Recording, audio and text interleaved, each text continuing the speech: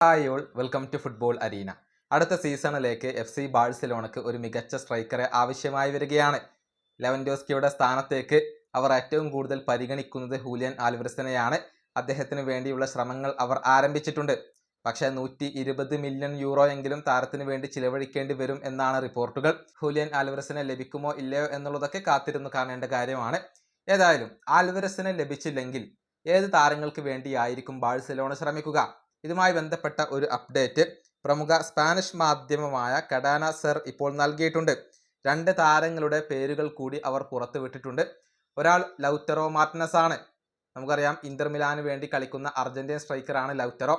അദ്ദേഹത്തിൽ നേരത്തെ തന്നെ FC ബാഴ്സലോണ താല്പര്യം പ്രകടിപ്പിച്ചിരുന്നു. പക്ഷേ അദ്ദേഹത്തെ പിന്നീട് അവർക്ക് ലഭിക്കാതെ പോവുകയായിരുന്നു. ഇപ്പോഴും ബാഴ്സക്ക് അദ്ദേഹത്തിൽ താല്പര്യമുണ്ട്. ഹൂലിയൻ ആൽവരസിനെ ലഭിച്ചില്ലെങ്കിൽ ഈ ഇന്റർ മിലാൻ താരത്തിന് വേണ്ടി FC ബാഴ്സലോണ ശ്രമിക്കും എന്നാണ് ഇപ്പോൾ അറിയാൻ സാധിക്കുന്നത്. കൂടാതെ ബ്രസീലിയൻ താരമായ ജാവോ പെഡ്രോയുടെ പേര് കൂടി അവിടെ ഉയർന്നിട്ടുണ്ട്. അതായത് ചെൽസിക്ക് വേണ്ടി മികച്ച രൂപത്തിൽ കളിക്കുന്ന താരമാണ് ജാവോ പെഡ്രോ.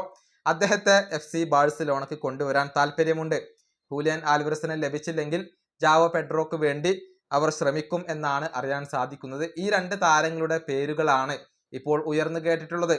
കൂടാതെ ഡുസാൻ വ്ളഹോവിച്ചിനെ പോലെയുള്ള താരങ്ങൾ അവിടെയുണ്ട്. പക്ഷെ നല്ല പ്രൊഫൈൽ ഉള്ള ഒരു താരത്തെ തന്നെ ബാഴ്സലോണക്ക് ആവശ്യമായി വരികയാണ്.